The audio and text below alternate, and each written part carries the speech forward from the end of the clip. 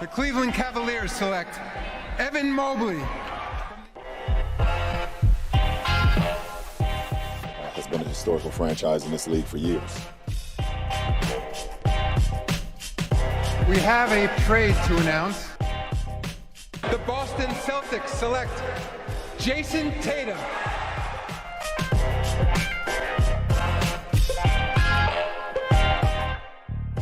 Hello, everybody. Welcome back to the NBA Front Office Show. Happy Friday. We've got a lot of news to break down today. The trade rumors, they're starting to heat up. Plus, we're going to talk a little bit about our own philosophies on the sports world and media and all of that kind of stuff to finish off the show. So a lot to get into. Keith Smith joining me as always at Keith Smith NBA. You can find me at Trevor_Lane. Keith, let's kick things off. I mean, where else could we go? Kawhi Leonard. News breaks yesterday that Chris Haynes from Yahoo reporting that Kawhi Leonard is ahead of schedule and sounds like a return is going to be likely this season. This could shake things up in the Western Conference. Yeah, big time. I mean, this is one of those where if you're just a basketball fan, you've been hoping that maybe this is how this would go, is that we'd see Kawhi on the court again this season. And here it is. It looks like we're going to actually get to see that. Now, Chris didn't have any real details on when or how close he is or anything like that. But my guess is this is not going to be one of those things for the Clippers where this is bring them back with a week to go and then say, hey, be ready for the playoffs and go from there. My gut tells me that this will probably be get him back maybe end of March-ish, and then that gives him, a good solid 2 weeks to kind of get ready and be ready for the playoffs, maybe even earlier. Chris's report was he looks good and strong in workouts and those kind of things. So that this is excellent news for the Clippers. Now, what could change this, just to be completely fair here, is they are right now, I'm pulling it up. So they're 19-20. Yeah. And they're in the 8th spot right now in the play-in in the Western Conference. Not probably super likely that they're going to get caught from behind, but if let's say they meaning didn't fall out of the play-in, Sure. But let's say they drop down into that 9-10 and it doesn't look real good to advance out of the play-in, then maybe you start to rethink that a little bit. But boy, if you're the Suns, Warriors, or God forbid the Utah Jazz, and you see the Clippers with Kawhi on the other side, oh boy, you can't feel great about that all of a sudden. Now that makes I would still probably favor those teams to win. Sure. But that instead of what maybe might have been a let's roll through to the second round, that might be pretty tough. That's not a typical 8 seed team, but I mean the Suns dealt with that last year with the Lakers, where up until Anthony Davis's injury, the Suns looked like they were on the ropes, and then AD got hurt, and the Suns went ahead, and the Suns were phenomenal. Take nothing away from them; they were excellent, deserving certainly of going to the Western Conference Finals, but they drew a team that was, if healthy, a much more difficult challenge than a typical 7 or 8 seed would be. And so that's what now could happen all over again, whether it's the Suns, the Jazz, whoever that has to deal with this situation. The Warriors, you're going to have potentially a Clippers team in here, if they're fully healthy, that is much, much better than a standard 7 or 8 seed would be. And I look at this and I think, I can't imagine them falling out of the play-in. I think worst case, they're the 9 seed. And if you're the 9 seed, I think you've got to feel pretty good, at least if you have Kawhi Leonard and Paul George at your opportunity. Now, maybe the Denver Nuggets get Jamal Murray back or something, and they're in the play-in, and then you've got, a close matchup there with Denver and the Clippers. By the way, that would be insane. A play-in between a closer to full-strength Denver Nuggets and a full-strength Clippers would be pretty crazy. But or even if your Lakers slid back, if you had Lakers Clippers in a play-in scenario, that'd be pretty nuts too. That would be hellacious, absolutely for the city of Los Angeles. But in any event, the Clippers, I would imagine, if they have everybody healthy, have got to feel at least somewhat confident if they're the 9 seed and you have both those guys back at their prospects of advancing, and then you could really change the dynamics of the entire playoffs if you get the Clippers coming into round 1 and knocking off a 1 or a 2 seed. Yeah, big time. And now all of a sudden, a Western Conference that looked very top heavy could look very different throughout the course of the second half of this season, because Denver, I mean, we haven't heard anything officially or even unofficially, But Jamal Murray, we're seeing video now of him dunking and cutting and doing all that stuff. That's how he's got to be getting at least somewhat close to returning. So we're going to see him back, I think, eventually there, and then we'll probably won't see Michael Porter Jr. again. Yeah. He has returned to the team, which is maybe a good sign that we get back. He says his back immediately felt better after the surgery happened. So let's not fully rule that out. I'm still guessing no, just with the nature of that injury. But yeah, you're absolutely right. And then you got to kind of feel a little bit for the Minnesota Timberwolves here, team that's really an upstart team, is really finally seems like they're going to crack through, get into that play-in mix, and completely owning anything can happen in a one-game scenario. But all of a sudden, if you're Minnesota, it might be like, well, that was fun. See you later. Like we're out. Whereas they might have been feeling a lot more confident of, hey, we could take down one of these, banged up teams on the way and trying to get into the actual playoffs. Well, and this is where for Minnesota, it might become incredibly important to really push down on the gas pedal. And maybe that means making a move and jump up, so that you only have to win once, as opposed to being one of those teams that's in the situation where you got to win twice to get in. Yep. Well, and if you're the Lakers, the Mavericks, even if you're one of those top teams, this may be a little bit more motivation of, hey, let's go get an upgrade for our team, because we may need to be holding off this team. Because I think both of us agreed at full strength that Clippers team that's a title contender. Yeah. Now, I'm not saying get Kawhi back and they're instantly a title contender, because they've got a lot of work. They would have a very difficult path.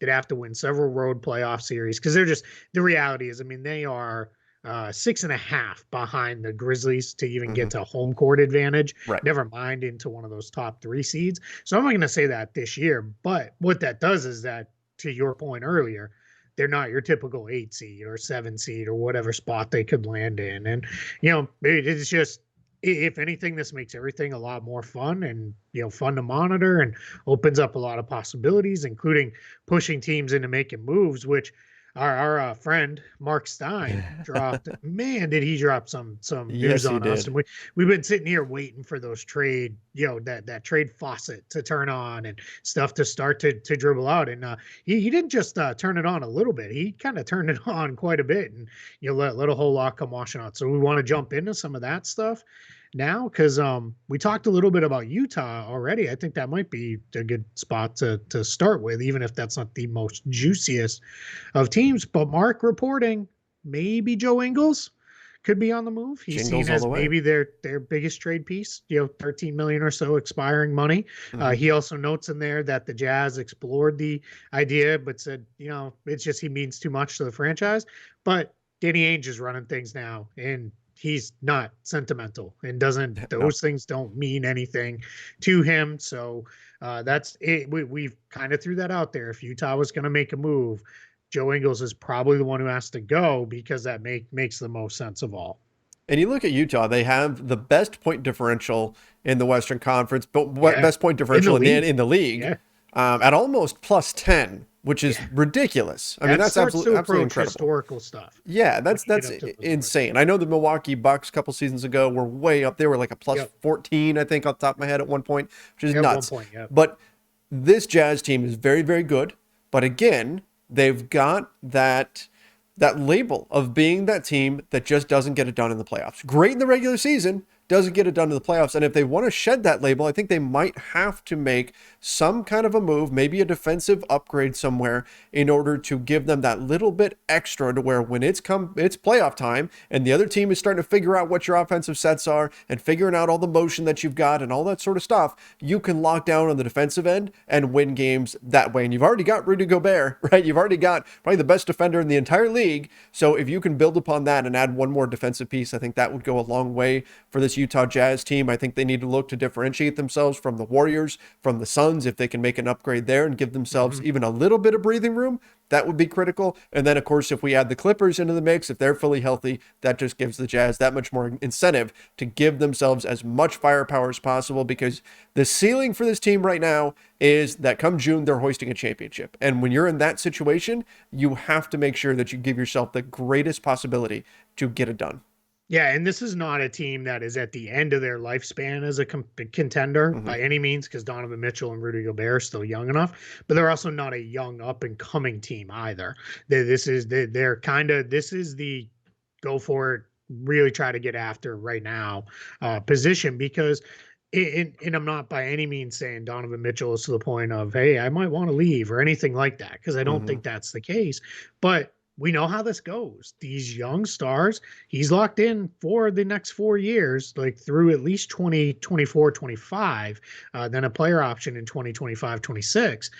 But we know how this goes. Guys don't win, and you get to year 2, 3 of that deal, and all of a sudden it's, maybe my best bet is somewhere else. So it's funny because now I can already hear everybody saying, "Oh, Danny Ainge is going to leak how close he got to trading, for X, Y, and We Z." would never say But that.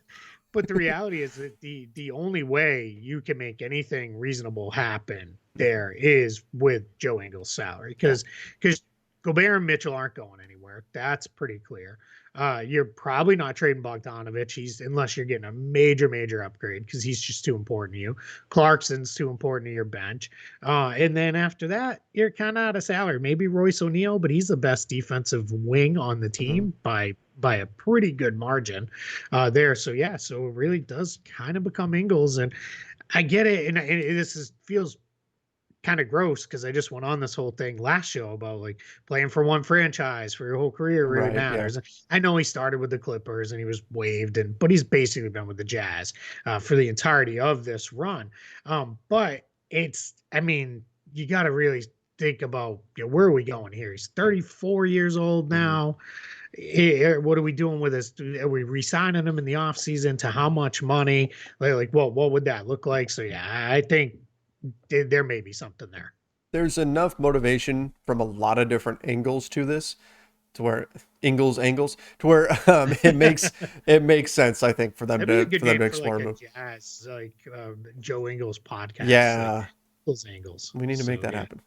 It's another thing that Stein got into. And by the way, his Substack is absolutely phenomenal. Would highly yep. recommend that everybody go subscribe to it. Mark Stein is one of the best in the business. And even if you don't have the means to do that, just Yeah, subscribe to his newsletter. That's yes. completely free, and that comes out once a week. And that's where we're pulling all this good stuff from. So yeah, Mhm. let's when I get into the good one, Yeah, should I cue it? I don't I have it queued up. I don't have it queued up. I should have been smarter. well here Just Simmons sound. Imagine. while you cue it up. Well, yeah, all right. Let's just do that then, I guess. Sorry. So Ben Simmons. Yeah. Pretend the Simmons siren is going off right Yep. now, everybody. Ben Simmons, the Hawks, emerging as this team that is suddenly interested. This might be what it takes to finally break the logjam here and get something done on Ben Simmons. Is this new team, a new challenger arriving and kind of mixing things up a little bit, because right now we've been at a stalemate between the 76ers and a lot of other teams that we've heard about, whether it's the Kings or the Pacers or whoever else is out there in the mix for Ben Simmons, the Spurs and all these other teams.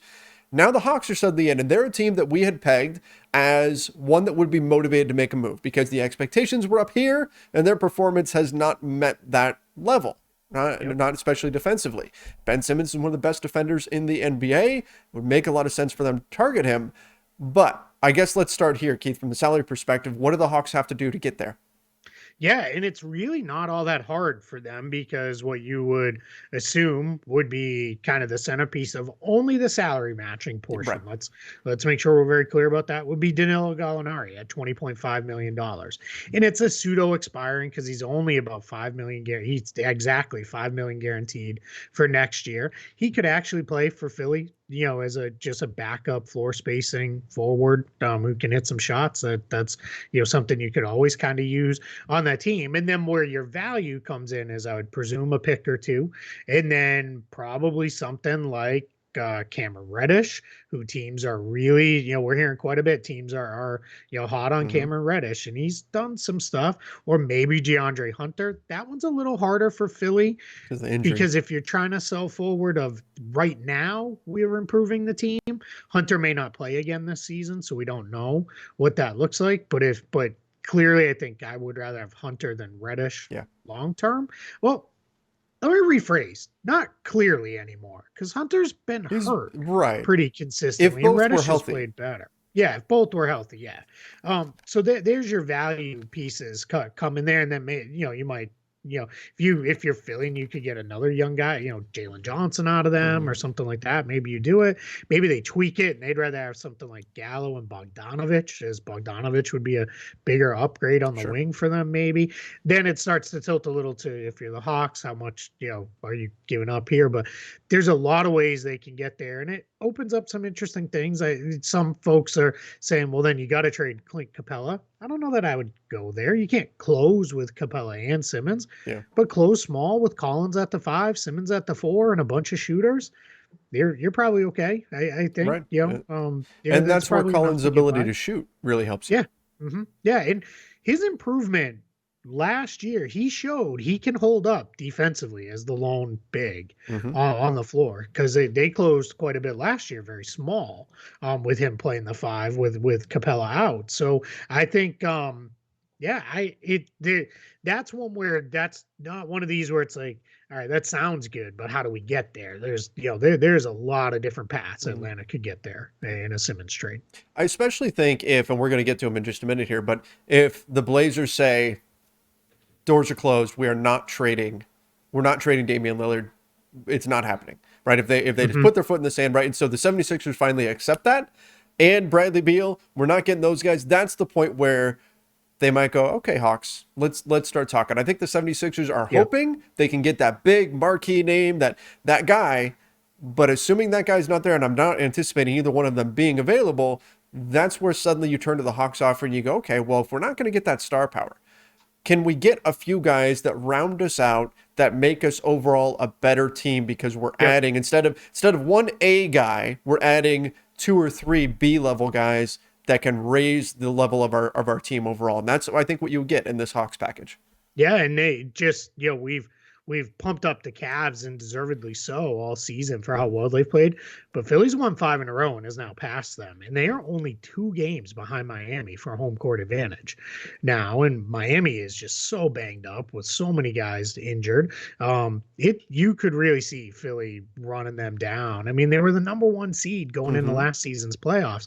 And I get it. We all left with a bad taste in our mouths. And there's a very big part of me that says, I got to believe it. I got to see it in the playoffs before I'm going to believe it at this point with them, because they've had several now earlier than expected playoff absences. But it's not crazy to say, hey, fill out our depth and we're right there. Like we can, can we overtake Milwaukee or Brooklyn or Chicago?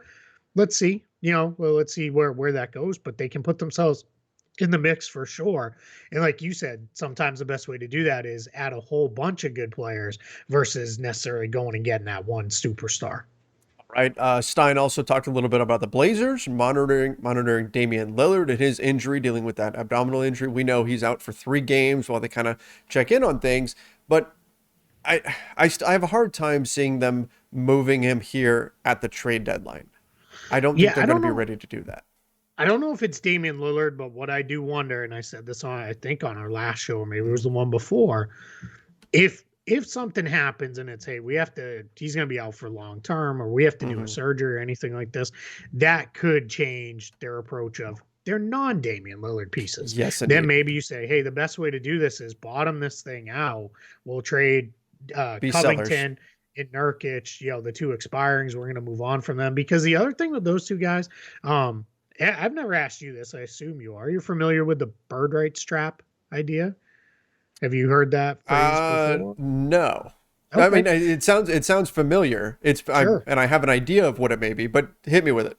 Yeah. So the bird rights trap, I believe John Hollinger created this. He's at least written on this extensively. Is when you say, well, we have to re-sign this guy because we have no way to replace him. Yeah. So then you end up giving out a bad contract that doesn't look that great because you have no way to replace those minutes. Well, that's where Portland is, because you have Lillard and McCollum's giant deals, and then you have Norman Powell. Just those 3 guys alone, you're already at the cap. So then that means if Covington or Nurkic just straight leave as a free agent, you're left 2 exceptions to replace those guys. And that's probably means a downgrade. right? Just being realistic at this point. So what happens in the bird rights trap, the idea is you kind of get backed into a corner of, well, we can't replace them, so we have to sign the player to a new contract. And that's where they're at. So I think if it really turned into a season for Portland, you'd have a couple pieces here. One, you can get players maybe signed longer term.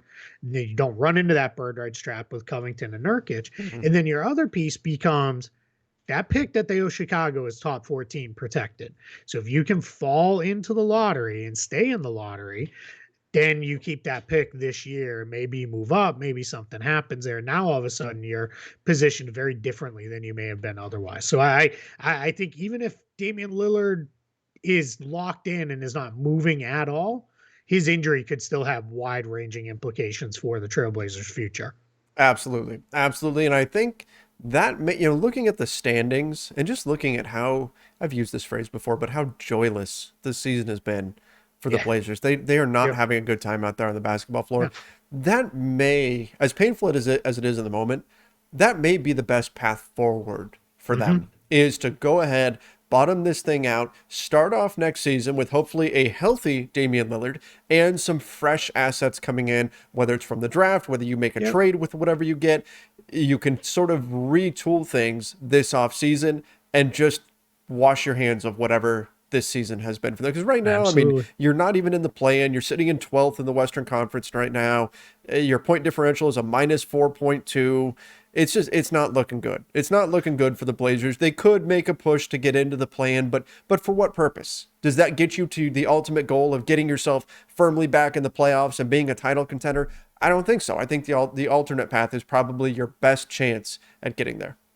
Yeah, it's a long way from Scranton, but I think they've got some chunky lemon milk in Portland too. And I think there's you can either stand pat, but that is the path I would 100% not take if I was Portland. You can go down the path of, hey, we're going to try to upgrade right now for win now pieces around Damian Lillard. Well, then you have to be sure he's coming back from injury. Correct. And even then you got to look at it like, win now what? Win into the play? I mean, they are 5 full games behind your Lakers, who are now in the 6th seed and that last assured playoff spot in the West. I mean, that's a lot of games to make up in half a season.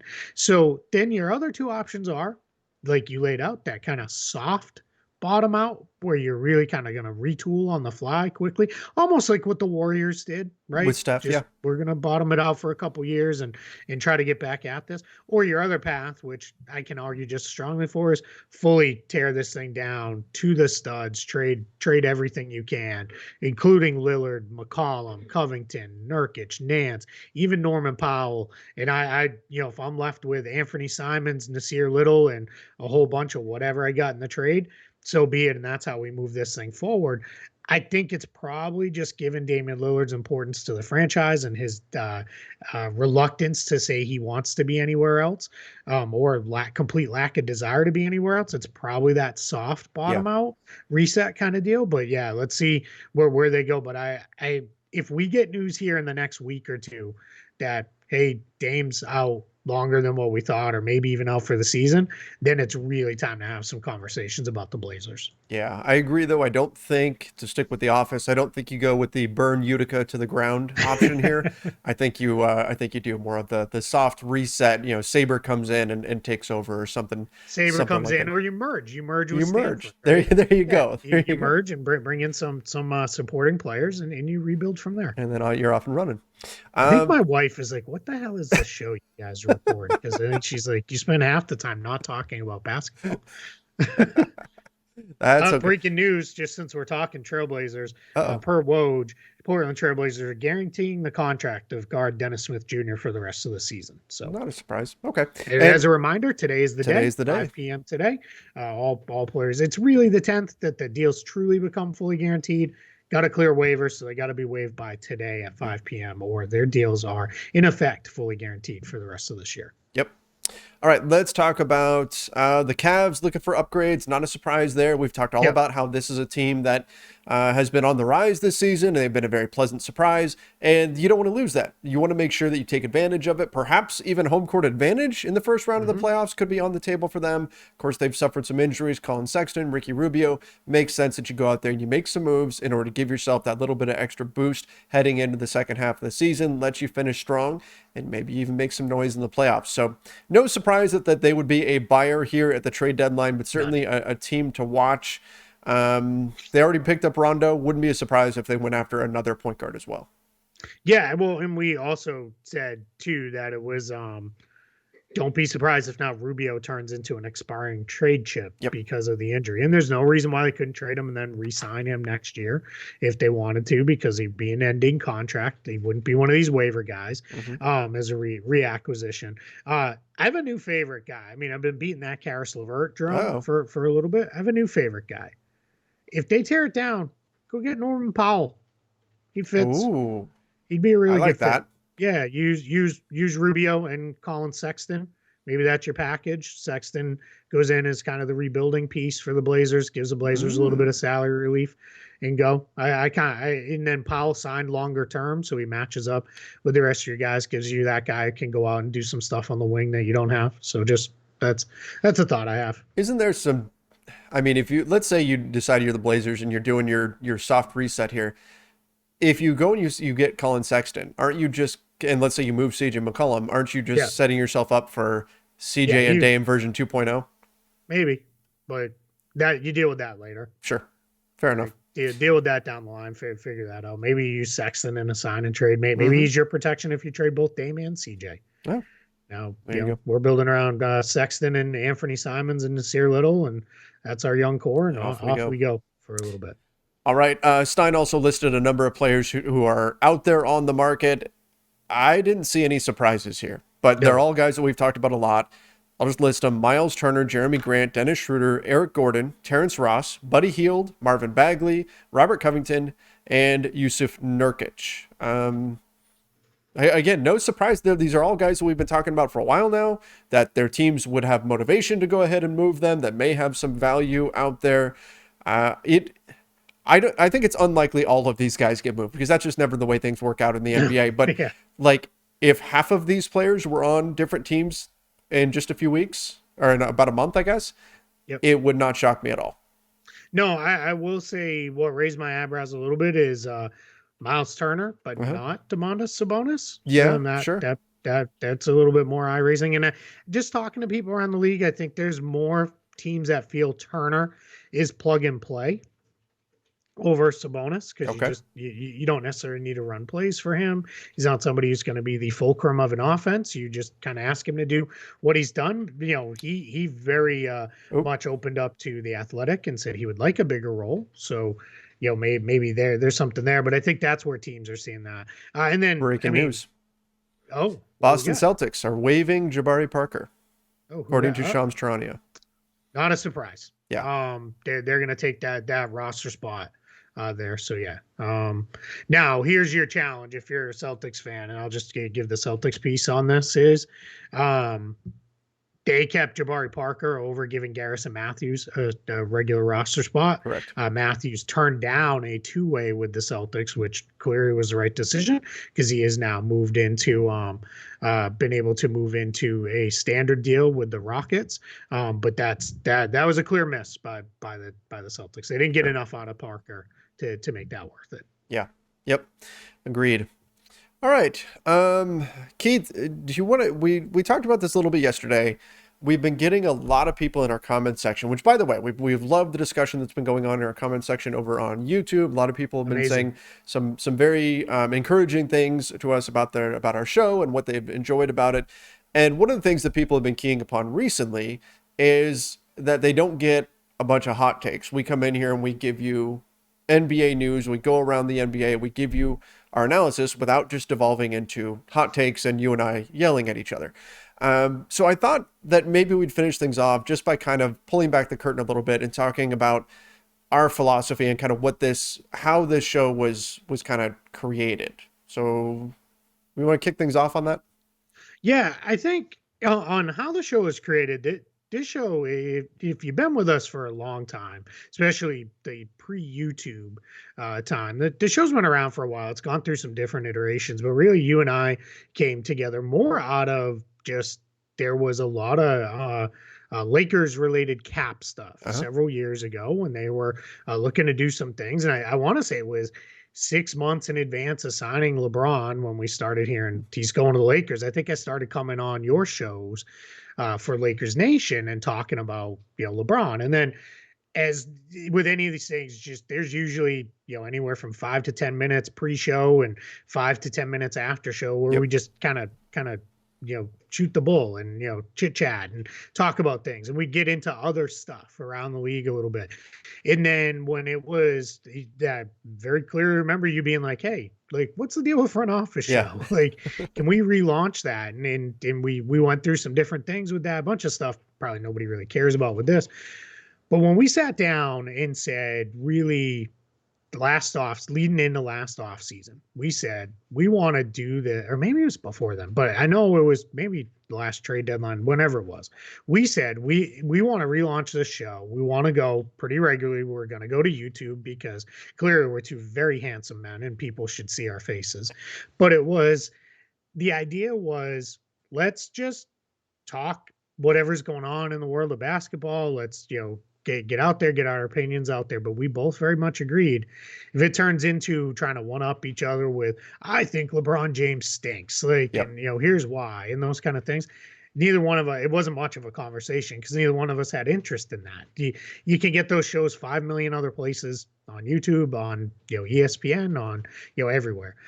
I think we also very much agreed that wherever we can, it is important to us to give credit to whoever had the news. Yes. This whole show is based on news items out of Mark Stein's newsletter.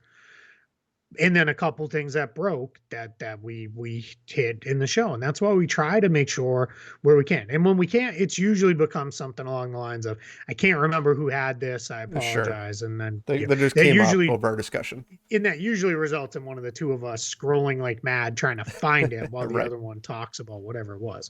So we kind of have that part of it going on. Clearly, you cover the Lakers, I cover the Celtics. That's going to bleed into all of our stuff. We try, I think, to have fun with that and try to bring a balanced approach to the whole league. But for us, we don't like the yelling and screaming just to yell and scream. And I'm going to say things. And we have both been asked at times, thankfully not by anybody we work with right now or recently, but we have both been asked at times of like, hey, you guys agree too much. Can you one of you take the other side of it? And we've both kind of said, no, we don't believe in coming down and saying a whole bunch of stuff that we don't believe in.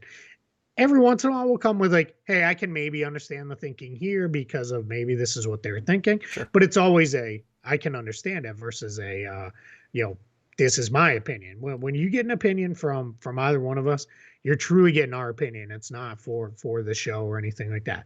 Does that cost us maybe some viewers? Does that cost us, saying things that are, or not saying things that are designed to truly make people angry?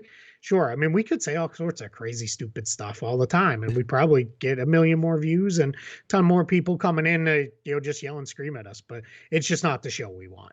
Yeah, exactly. We approach the show from a position of honesty, and there's merit to debate.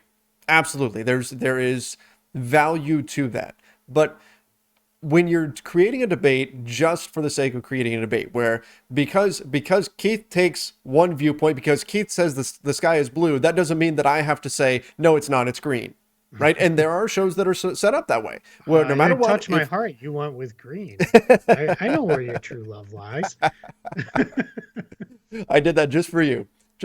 But the point is that sometimes you can lose honest analysis in which, and like Keith was saying, you're not actually getting the truthful viewpoint of the host, right? What you're getting is the viewpoint of just the opposing side, just for the sake of the opposing side. And for me, I'm going to lose my passion for that. The one thing, I don't want to spend every single day arguing. That's not my personality. That's not something that I want to do. But I also think that you lose a little bit of your passion when, if Keith says something and I might really agree with what he's saying, but because of the structure of the show, I have to take the opposing viewpoint. I don't want to do that. I want to tell you what I actually think. And so that's what we try to present ourselves as, is a show that's going to give you that kind of honesty. And again, I think there's merit in debate. There's merit in looking at two different sides, opposing viewpoints and all of that. That can be important. But we don't want to argue just for the sake of arguing. We don't want to create a debate just to create some tension or drama or controversy or something of that effect. We want to give you what we actually think about the NBA and about everything that's going on. I also think that when you do that, you get pushed further and further to the extremes in order to create that controversy. And oftentimes, I don't think that's where the truth lies. And that's not just in sports, but a lot of times the truth lies somewhere in the middle. And so by taking the approach that we do, we get to explore that a bit more. Otherwise, as Keith mentioned, we probably don't get aggregated as much. We probably don't get as much fanfare or whatever for saying something outrageous, people looking at that and saying, can you believe what this guy said here? But again, that's not really our personalities. And with us being sort of students of the game and being people that want to provide honest analysis, we wanted to make sure that we took a different approach than the debate style hot takes that have been very, very prevalent right now. Yeah, spot on. I think when either one of us says something, we're coming at it from a place of honesty. And I also think it's part of that is we're both very willing to admit when we were wrong on something and say, this guy is better than I thought he would be, or this player is, or this team rather is better than I thought they would be, or they're worse than I thought they would be. And it's open to us to say like, hey, that's part of it. Cause it's too often, I think people, because we're in this hot take and gotcha culture of you were wrong. And I got to make sure everybody knows you were wrong. Sure. All right. The other day when the Celtics were playing the Magic, I said on Twitter, like, I can't believe they're going to lose this game. Like, this is ridiculous. And then they made up a 14-point deficit with 4 minutes to go and won. And all these people were like, gotcha, old takes exposed. Okay. I mean, I was wrong. Like I'm wrong all the time, like very regularly. So my wife is echoing that sentiment of me being wrong. So that's, that tells you that doesn't just exist here on Front Office Show. That exists in my real life as well. Probably more often than here, quite honestly. I probably have a better track record with basketball. The other thing that I appreciate is I like that those folks who are chiming in regularly, whether in the show comments or to us on social media or in emails or other ways, are getting out of this that I think what they like is the idea of, hey, you're getting into stuff that other people don't talk about. And that is one of the most fundamental tenets of the show is we're going to talk about things. I mean, we spent a while on why Ryan Arcidiacono's 10-day got voided and that he would resign again. And that is something that we really, believe in is all of this stuff matters and it's all important at some level. And we want to bring you that. There's a whole tagline to bringing you into the hearts of NBA front offices. And that's one of the things we want to do is because we want to show you like, hey, here's why this happened. And here's, some of the decision-making on that. And when we can truly say here truly is the decision making, we will do that as well. So it's the level of support has been amazing from the community for the show. I think people are enjoying it and liking it. Keep chiming in with things we can do. We're working on my mic levels. I don't know. Some people seem to have trouble with that sometimes, but we're not hearing it when we listen back on a regular basis. But keep telling us, and we'll just keep working and keep doing what we can to make this show better for you. Get all kinds of fun stuff leading up to the trade deadline, including maybe I shouldn't, but I'm going to do it right now. On trade deadline day, we're going to go live. Yeah. Again, and we're going to go live for probably several hours leading up to and then after the trade deadline. And then we'll probably take a little bit of a break to reset, give the vocal cords a little bit of a rest, maybe get some dinner, and then we'll come back at it with probably a whole bunch more trade deadline analysis. Because I find a lot of times when we react in the moment live, we can miss stuff. You miss stuff, or you sit down and think, and it's like, actually, you know what? Now I kind of get this. For me, that happens when then I'm kind of sitting in front of the salary sheets and I'm plugging new stuff in, and I'm like, I get it now. Now I see, maybe why they did this. But yeah, we're gonna have a lot of fun with this the rest of the way. But thank you guys, and all I'll add to is I love the fact that just the way this has been a very trying season to cover the two teams we Sure. cover. So it's nice to be able to step away from that part of it and still, really have good, fun discussion about the game we love. Well, and that's the other thing too, right? I mean, like my wife and I were watching a game the other night, and I can't remember what game it was, but it wasn't a Lakers game, and she's kind of half paying attention and everything, and then suddenly it dawns on her. She goes, "Wait, why are they talking about LeBron right now? The Lakers aren't playing." And I said, "Well, they're promoting their next game that's going to have LeBron on it, but everything tends to go back to that. And obviously, covering the Lakers, I deal with that and all that, but we don't care about what the market is. I don't care if it's the Lakers that's involved. I don't care if it's the Celtics, if it's the Knicks, if it's the Hornets. It doesn't matter. Market size doesn't matter to us. We want to focus on the entire NBA and get to talk about everything. And of course, we're going to skew towards Celtics and skew towards Lakers here and there because those are the teams that we spend most of our time covering. But we try to keep every team in sort of at the same level. We try not to show favoritism towards any particular team or anything like that, regardless of what that means. Obviously, we're going to get more views if it's LeBron related or Lakers related or whatever, hit these major markets. But we're, again, trying to come from a place of honesty and of a place of analysis from the entire NBA. And that means covering, even if it is, hey, the Cavs are looking to make an upgrade. I'm going to have fun talking about that just as much as I'm going to have fun talking about, could the Lakers trade for Damian Lillard? Well, no, but would that get a lot of clicks? Yes, but I'm not as worried about that as I am providing honest analysis. No, yeah, absolutely. Well, 100%. And this is great. We're going to keep doing it because we're having a lot of fun. And thanks for everybody for supporting. The videos are doing well. We're really happy with where things are at. So thank you guys for everything. And we're going to keep bringing it to you. Absolutely. All right. With that, we're going to head off into the weekend. Appreciate all of you out there. Make sure if you're not doing so already that you do subscribe to the NBA Front Office YouTube channel. Ring that notification bell as well. And don't forget to follow us wherever it is that you listen to podcasts. Till next time, everybody, stay safe and see ya.